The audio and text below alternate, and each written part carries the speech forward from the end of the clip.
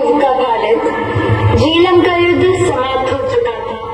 साथ में हो चुका था संसार की दो मुख्य शक्तियां पुरु और अलेक्जेंडर का सूर्यास्त। परंतु भारत के आंचल पर अब भी विदेशियों के कदमों की पदचाप सुनाई दे रही थी। अब भारत की सुरक्षा की एक ही आशा थी, मगध, जहाँ का महाराजा था घनानंद, और घनानंद के दिन का प्रारंभ तुरंत चक्र था। और दूसरी तरफ यदि कोई भारतवर्ष की अखंडता के लिए चिंतित थे तो वे थे मगध से दूर बैठे तक्षशिला के आचार्य चाणक्य।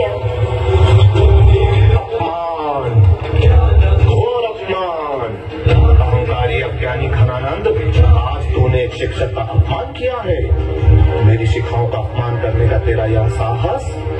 मैं आचार्य चाणक्य अपनी शिक्षाओं को खोलकर यह प्रतिज्ञा देता हूँ कि इस आर्यव्रत के अखंडता सनातन धर्म के हित के लिए मैं तेरे और तेरे कुल का नाश करूंगा। अब ये शिक्षक मगध को भावी सम्राट देगा, और जब तक मैं अपनी प्रतिज्ञा पूर्ण नहीं कर लेता तब तक मैं अपनी शिखाओं को नहीं बांधूंगा। ध्यान रहे घनानंद, मैं अपनी प्रतिज्ञा 3 वर्ष के भीतर पूर्ण करूंगा। तो आज हुआ क्या है ऐसा जो सौम्य और सरल स्वभाव वाले आचार्य इतने आवेश में है? महाराज अभी राजकाज में व्यस्त है, तुम उनसे नहीं मिल सकते। मेरे मार्ग में मत आओ सलीम, मुझे महाराज से शीघ्र ही मिलना है। महाराज की जय हो। ये कौन दुस्साहसी है जिसने हमारे रंग में भंग डाला? आपके रंग में भंग डालने का मुझे बेहद खेद है महाराज, पर मैं क्या करता। मेरे सामने प्रश्न था मगध की सुरक्षा, मेरे सामने प्रश्न था भारत की अखंडता का।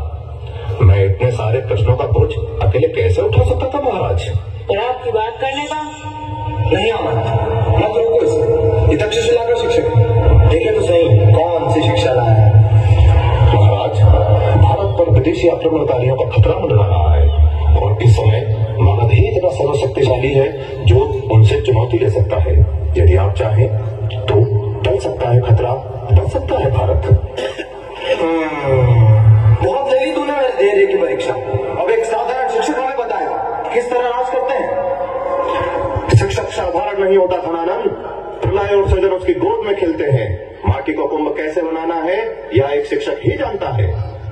मगध नरेश से किस तरह बात की जाती है ये तो पता नहीं। शिक्षा और शासन चलाना सिखाएगा हमें। सैनिकों, इस शिक्षक का मान सम्मान इसकी शिक्षा में है ना? इस शिक्षक को शिक्षा पकड़कर दरबार से बाहर कर दिया जाए। अहंकार तो किसी का नहीं टिकता घनानंद, चाहे घनानंद जैसा कोई मनुष्य हो या फिर संपूर्ण जगत को जीवन प्रदान करने वाला सर्वशक्तिमान सूर्य। क्योंकि जब सूर्य भी अपने तेज के अहंकार में चोट धरती को जलाता है तो उस पर भी चंद्र ग्रहण बनकर आ ही जाता है।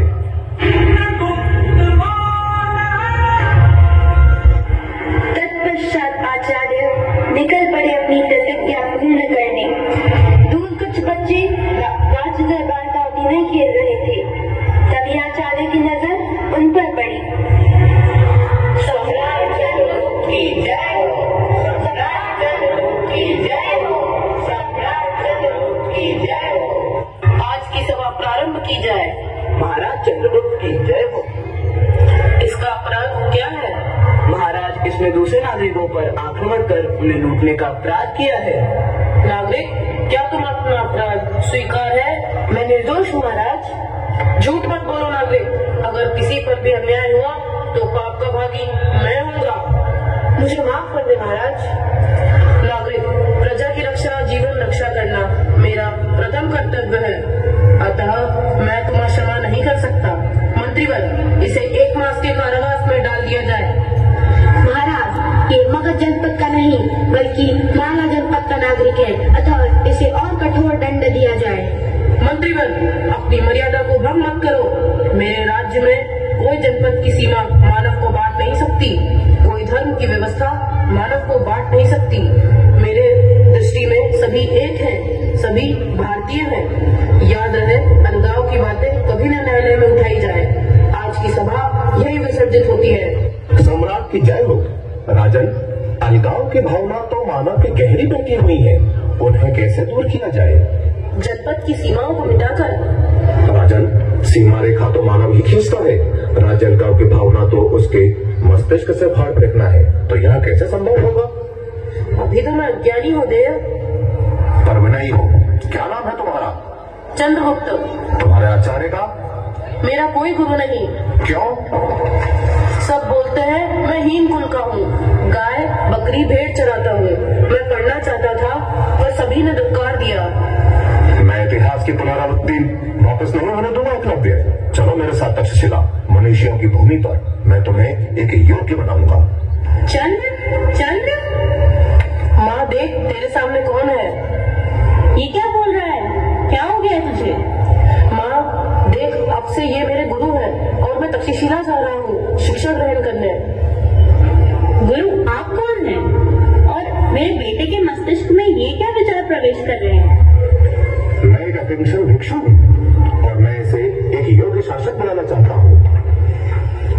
इसके संबंध में निर्णय लेने का अधिकार मेरा है। मैं इसकी माँ हूँ और मैं अब से इसका गुरु। तूने एक स्वप्न को जन्म दिया है माँ, और मैं इसे साकार करना चाहता हूँ। माँ, मैं तुझे विश्वास दिलाता हूँ कि तेरा बेटा योग्य और एक महान शासक बनकर लौटेगा। गुरुवर, आपके स्वप्न की और मगध के उत्तम भविष्य के लिए मैं मेरा पुत्र आपको समर्पित करती हूँ। धन्यवाद माँ। चले चंद्रगुप्त। और अंत में गुरु और शिष्य निकल पड़े अपने स्वप्न को पूर्ण करने।